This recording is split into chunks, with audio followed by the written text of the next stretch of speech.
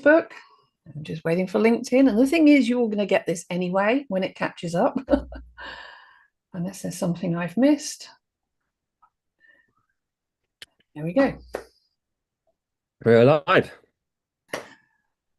Welcome back to the Self Help Bookshelf, the weekly podcast episode where we talk about high leverage actions to help you create small changes for significant growth in your life. So I'm Kay Reeve, an emotional awareness expert, my co-speaker, Rory Lemon, and let's crack on. But today we are going to be talking to you about commitment to self and personal growth. We're going to do something a little bit more gentle today. In some Although, way. sorry, in some ways. Yeah, and if you're if you're watching and you like anything, give us a little comment or a highlight because it's not just helps other people receive that information too and find what really generates a um great ripple effect of insights. Woo! And sneeze. Right. And and And it also reinforces your learnings as well when declaring, writing, speaking. And yeah, we love to share these ripple effect knowledges that come about through these moments in time where we're just riffing and making it work. So That's yeah. awesome, Rory. And yes, so we're all set up now.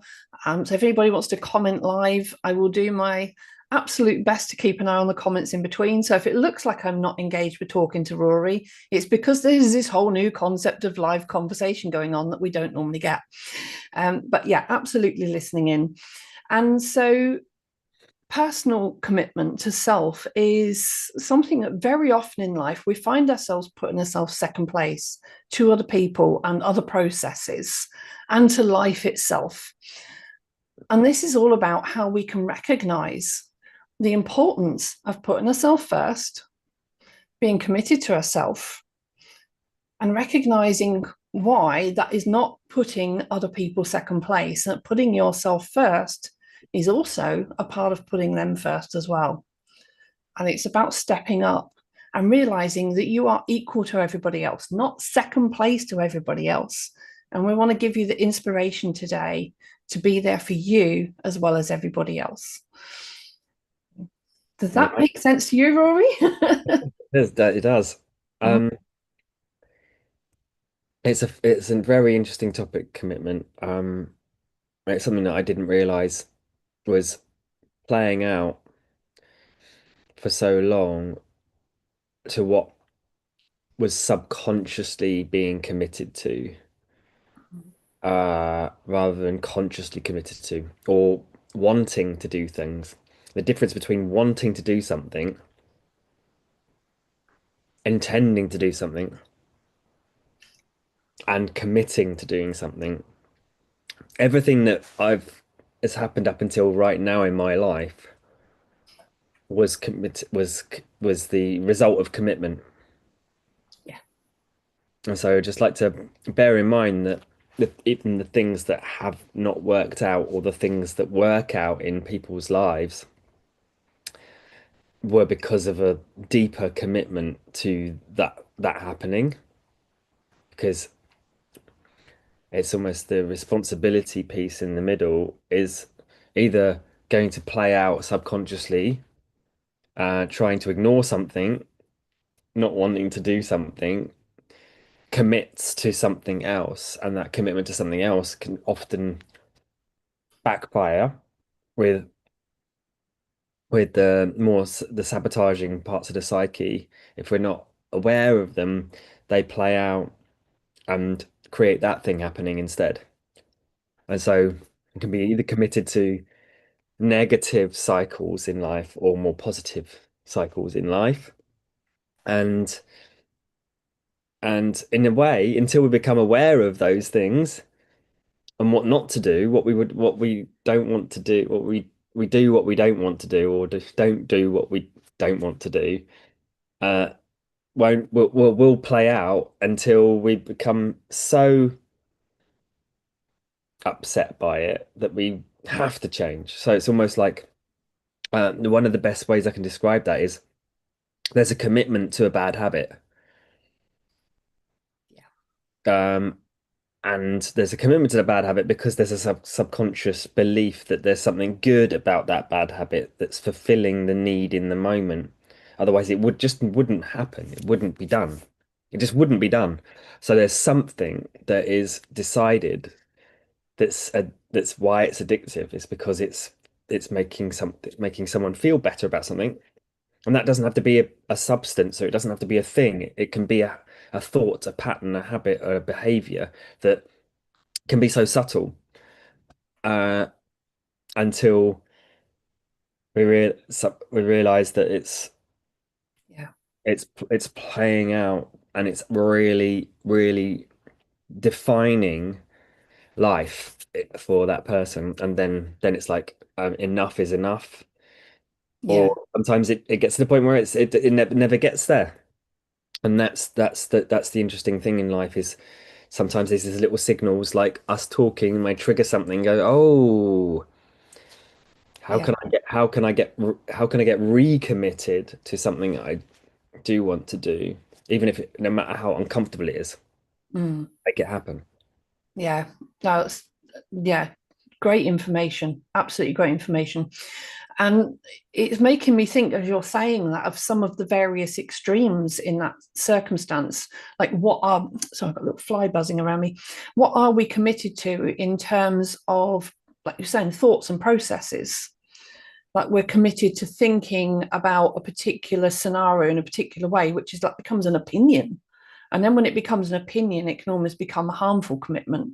Or sometimes it can be an opinion that we need to stand up and be convicted and committed to delivering that and overriding other people's opinions. And it's realizing where we stand with that. Are we harming ourselves or are we helping others? And then there's the commitment, like you're saying, to processes might be like the commitment to getting up and doing a morning routine in a specific way. And some people are committed to brushing their teeth once, twice a day, and others 10 times a day. But it's where that commitment is in terms of where it serves. And then where it becomes a point, the commitment is not serving and becoming a bigger issue in itself, or a fear of committing to it at all, whether there's some barrier to committing. But also, when you're saying about that, I'm thinking where commitment to doing something because it feels good can also be, or because it's avoiding harm for whatever reason that commitment's come from, can be what leads into things like OCD when people do things obsessively, committed obsessively. But then there's also commitment in feeling good, like you said, doesn't have to be the substances. That I wish that would go away. It's buzzing right in front of my nose. It's like, welcome to the self-help bookshelf. I need help getting rid of a fly. Right. And being unafraid of being authentic as well.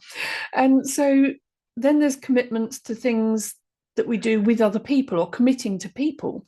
So that is another part of commitment, is committing to somebody else, whether it is a partner, being a parent, whether it's committing to a job and a company, an organization, or a process within that. So commitment is a really broad topic. And we spend our whole life committing to things and processes and substances and a particular brand of baked beans that we like, or a particular brand of car, like we're committed to always buying like an Audi or a Ford or something. And so it's recognizing where these commitments come from, where they serve us, and how we can turn all of that back on ourselves and commit to making life better through recognizing all of this in ourselves and where it is serving us, where it's not, and how we can use all of that for personal growth and not personal destruction, not self-destruction. No more self-destruction. We want personal growth.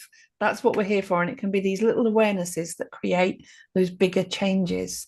So do you get anything else on top of that at the moment before I dig a big hole with this one and just chuck everybody in it and say sort it out? Because I can feel my teeth biting into this topic already. That's good. Just circling back round to the sense of want, intention, and commitment, and want being almost like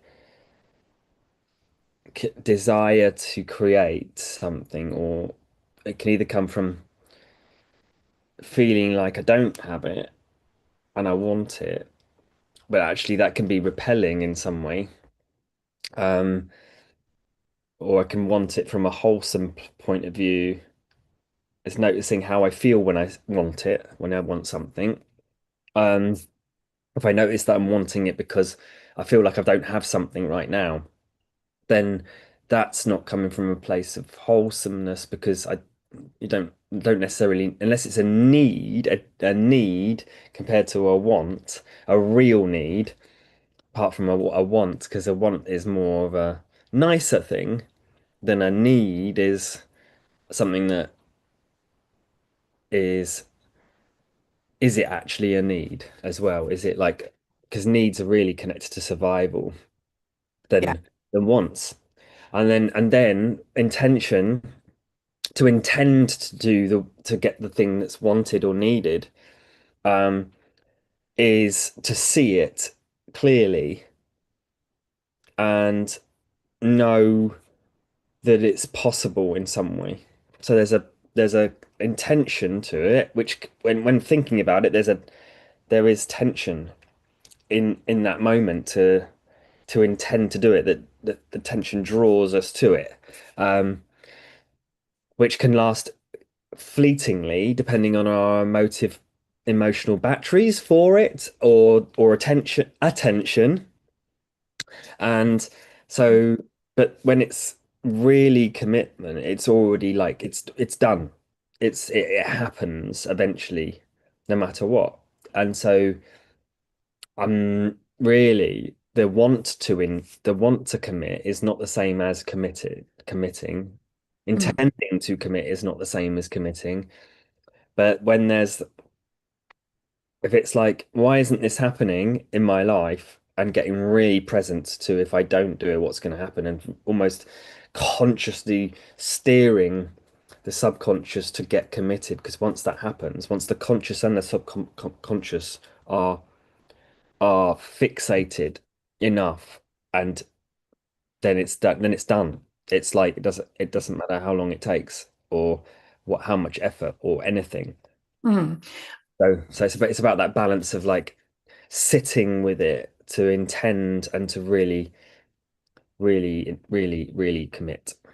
Yeah. And I really like that breakdown there about how there's different stages to even getting going. Like you said, notice there's got to be the awareness first. Do I want to commit or don't I? And then even when somebody wants to, that intention, like I intend to, but intend to is in the future. So when we break that down and go intend to do something is I'm not ready to do it yet. And actually being aware, if you're not ready for something, why not? Why are you not ready now? Whatever it is that you want to do for yourself, to pay attention to yourself, whether it is more personal self care, whether it is mental self care, whether it is something else, social, whether it is financial self care, and going out and earning money, all of these things. If it's intend to, what's not there yet, what's not in place, and what's holding you back? Because actually, in that intend to, there is a whole set of topics in there in itself, in a way, about that space there is might be a little gap, it might be a massive gap, but that is actually a really good point to pick up on. So when we're talking about committing to ourselves, and that's the whole concept of today's episode, is being aware, what are you not committing to for yourself? What is it you want to commit to for yourself? Whether it is going on a holiday, getting a new job, spending more time with the family, doing more personal care, getting outdoors more, eating healthy, lots of ideas. But if you're saying I intend to, what's the gap? What's the gap between now and starting that self care process or that commitment to yourself? Why not now? Why are you not already doing it? Because if you're not already doing it, that's when you say, I intend to. What's holding you back in the middle? And sometimes you might have to, like what we say, sit with that and sit with that for quite a long time. It might be you need to mind map things out or write things down or do a manifesting board. We've done episodes on manifesting in the past as well. So it's one thing to manifest the end and go, yeah, I intend to get there. But what's manifesting you to get started as well? And that's, I love that. And then from there, like you said, the intention to or having that vision and everything follows through. But I think somewhere in here there is a lot in that little bit between now and getting started that is really relevant to committing to self. And that's why so many people are sitting with depression, sitting with poor mental health, sitting with sadness and feeling like they are second place, or with addictions and diversions and avoidances, and all of those things come in that little gap between now and getting started. So I think there's actually a lot in here. Like I said, I can really feel myself being drawn into this topic quite deeply already. And I know we've got somebody watching on live on YouTube today. So hi, well, just to acknowledge you are there. Thank you for joining us. And so what have you got on that in terms of if we break this down? I mean, we've given really nice overview, but breaking that down into, I think once people have started and made that commitment, they're not going to be coming back and watching us. They don't need it. They're off on their journey. But it's that gap there, I think, is the really important piece about getting people on that commitment journey to start with and recognizing why they're not committed now. What do they need to commit to? And what is standing in the way? Mm, yeah. Well, that's pretty much it, really, what you just shared. So it's like, yeah, like say, getting present to that, really getting present to what's not working. Like you just said, what's not, is there something that's not working in life? Is there a lot of energy draining? Uh, Sometimes it's not, the brain goes into um, how do I go about doing this when I don't know? Or that the information on the how is so general it doesn't necessarily work for or support the person individually for their individual circumstances, or that is misinformation through generalized searches and stuff. So it's like that when there's too many options to go somewhere or do something, like, if you want to get your energy back when you're tired in the mornings, that can be so many things. And so obviously I love that topic, and that'd be something that I would certainly be able to help with. But it's that thing of when there's too many options, it's like you say, starting the process can drift off and get, so it's remembering the logic brain makes meaning out of everything all the time. Every single concept is a story behind it, or a I don't know story behind it. And in some ways, it's really about, again, that sense of the science of commitment is to repeat it in the mind, mentally rehearsal, just going to the end result. What could that, there's two ways. There's one is to imagine it already happening. Imagine having energy in the morning or whatever that thing is, and just imagine it for long enough to go to just create the subconscious wanting it. So it's not like it's not like a conscious want that feels in lack. It's like a subconscious want just drives the action. It's like I don't care anymore. I've got to find out. And I like the who, not the how as well, because there's experts that have done these things before, and that's where we're not meant to do things on our own. So sometimes that the how is just too complicated and it's not necessary when someone else may be able to just go try this, and this, rather than all of these other things, or whatever it is, assessing the situation. But that can be self-assessment, or it could be another person assessing the situation with them. And then what was the other? There was no, yeah, there's a positive version of being already there, getting so excited by being able to do it. Like for instance, climbing a Mount Snowdon or whatever, and really imagining being at the top, just going, I'm just going to get to the top, and it's going to be amazing. Then that could drive the commitment and the processes to work it out. And of course, there's setting a date. So, um, setting a date to go for, regardless of whether it feels possible or not, is a way to aim for something, and whatever the state is by the that date, that's the drive to get there, no matter what the actual outcome looks like. So it's not attaching to what it could look like, because I could want to like get my guitar and go to, I could say I want to go and do um 15 open mic nights in the next 2 months, which would be a bit crazy. But I could do that and say I've done that, and that's not like I have to be a certain level of practice. I just get to go get out and do that, which is like easily markable, 2 a week or whatever it is, and just go and do it. And the repetition will create the skill that's possibly required for being committed to the thing, rather than imagining it has to be a certain level. It doesn't matter how long or how skilled I get, as long as I'm doing it. So that's another way of looking at it. And the final piece is to, like you said before, but slowing it right down and really, really being present to what if this never happens because I don't do it. Mm. And really asking that question and really being present to, if will I be okay with myself if I've got this desire to do something or want to do something and it never happened? Can I live with myself? And that's being really present to driving the subconscious to going, I've had enough, I'm going to do this, by being present to it. And the last little tweak on it as well is possibility, because we might not know whether it's possible or not. Mm. And that can be a massive driver for fear of uncertainty and not knowing, because of wanting to know, like having to have everything, all the things in place.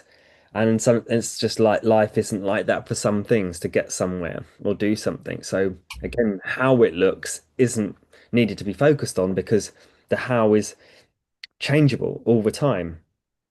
So yeah, it's that thing of letting go of possibility, finding some metrics that can be focused on, that are doable, that grade and track along the way to make it more bite-sized if necessary.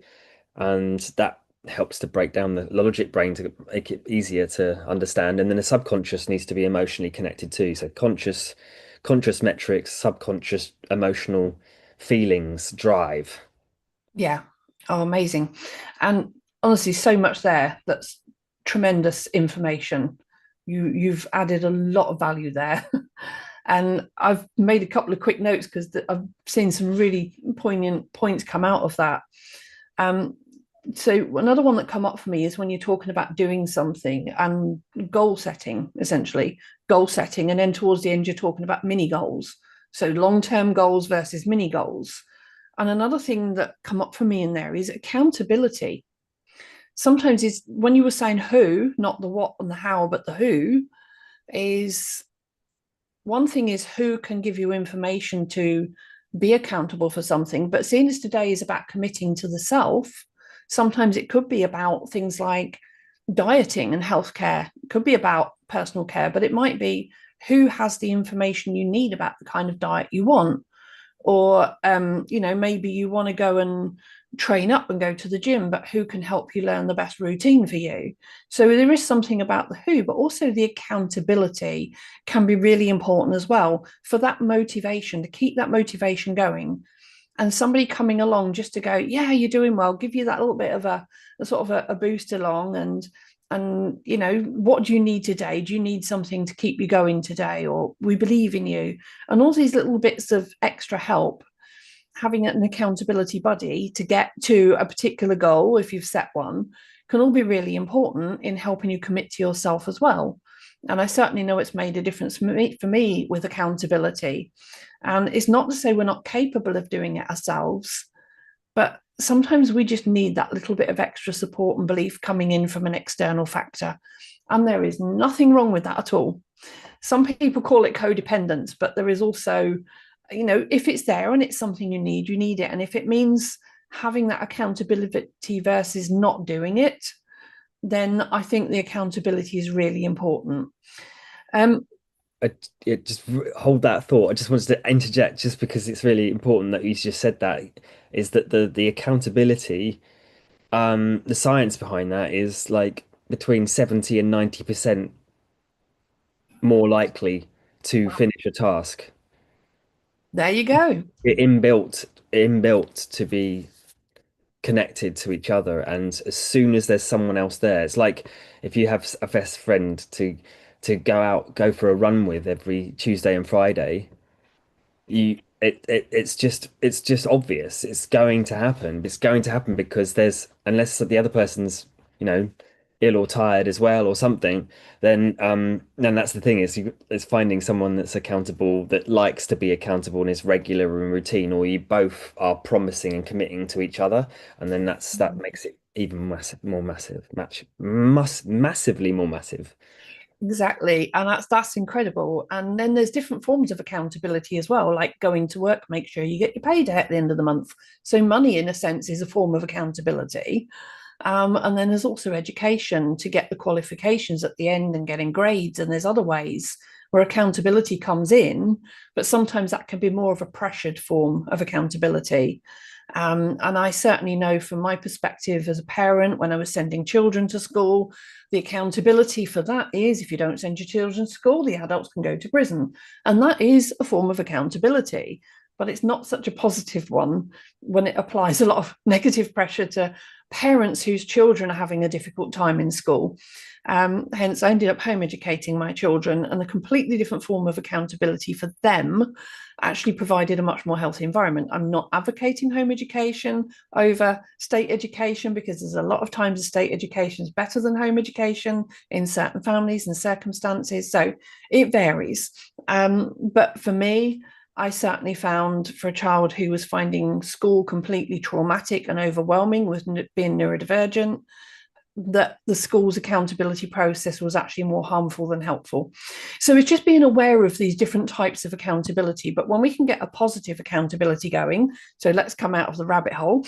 I also just want to acknowledge that our person viewing today is Sue Bailey. She has put in the chat, and Sue is one of our other authors in the self-help bookshelf. So welcome for watching in, Sue. Great to have you here. And yes, so what else have we got? The who is really important, with the goal setting and the vision and the manifesting and recognizing the gap. It is so much in this. And you think just being accountable to yourself sounds so simple, but there is a lot of personal strategies involved. The ripple effect, like we say, is great as well. But there's the participating part. So I like what you were saying there about participating. And doing the guitar so many times is, are we participating because actually it's fun and we're actually putting something in our happy pot rather than all the other stress pots that we got going on? And participating for the fun of something is giving to yourself, because if you're doing anything to give yourself happy emotions and take the stress away, that's positive. We all not just deserve to be happy, we all need happiness in our life. And we need something to counteract the stress and the overwhelm and the pressure and the drive and the grief, and everything in life is kind of designed to pull us down. And if we don't override that with self-care and participation in fun things, then yeah, it can be very detrimental to mental health over time. And so doing things for ourselves positively that are happy, that we enjoy, that are creative, that are fun, that are socializing, that are getting out. And if socializing is stressful, then find something else creative. but it's finding all of those is the participation. And everybody's participation in life, the happy parts of life, is different, is what works for you, not just what we suggest. So we're not just saying you've got to go and play the guitar, because if you find the guitar stressful, maybe not the choice. It might be you want to go and play the drums or not do music and do something else like taking part in marathons or something, which is definitely not my choice. And so everybody's got their own thing. It's what is your thing that you really want to participate in, and don't let life get in the way of it. I think that is one of the biggest messages, is not letting life get in the way. And that's where we come back to that bit. I intend to, what is the gap? What is getting in the way? What is the part of life that is challenging you right now? And that is where the who comes in. I love that. Where the who comes in is who can coach you, mentor you. Maybe you need therapy. Is it you need some education in something? So, what is the gap, and who can help you overcome that gap? Or sometimes who is getting in the way and needs to get out of your way. And sometimes that is a sacrifice we make in life too. I know I have. I had a big who was getting in my way. I wanted to start a business. I ended up getting divorced to start my business. That was a big who in the way. And it's not an ego thing saying I let go of that. That was one of the toughest couple of years in my life going through that. But I actually had so much intention to follow through on the business that when my marriage wouldn't align with it, and I had to make a choice, and it was a very difficult choice. A who is sometimes what's in the way as well as who can help.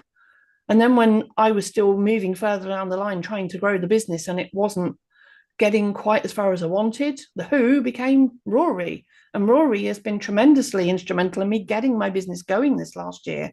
So the who can work both ways, who's in the way and who's going to help you over that gap as well.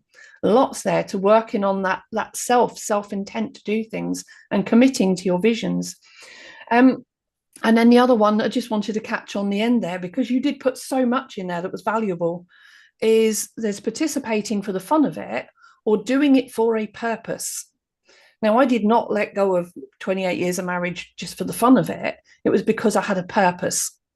I was a vision, mission driven purpose that was so important to me that that became a commitment to myself to do that.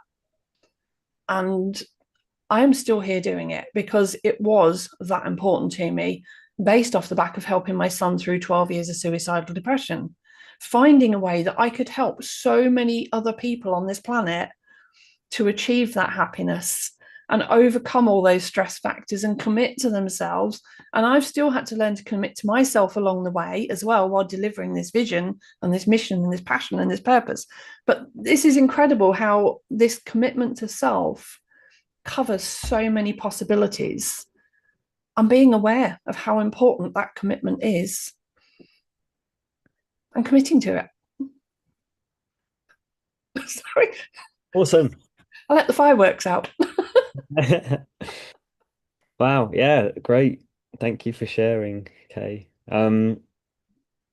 Yeah, I mean, other than all of that, I mean, that was I see that there's plenty to all I would say now is like anyone watching, or it's where is that gap, or where is that piece to focus on, because it really is it's things just go along day by day, and it can be trying to stick another Lego brick on the wall and or whatever, and just staying focused in the moment is good. Being really present, but having a sense of clarity of vision and commitment to the vision of what it looks like, what's intended, all of that stuff is what I love about coaching, is there to define that and help someone define that properly, because there's gaps where things are not they're not focused on because it feels uncomfortable to focus on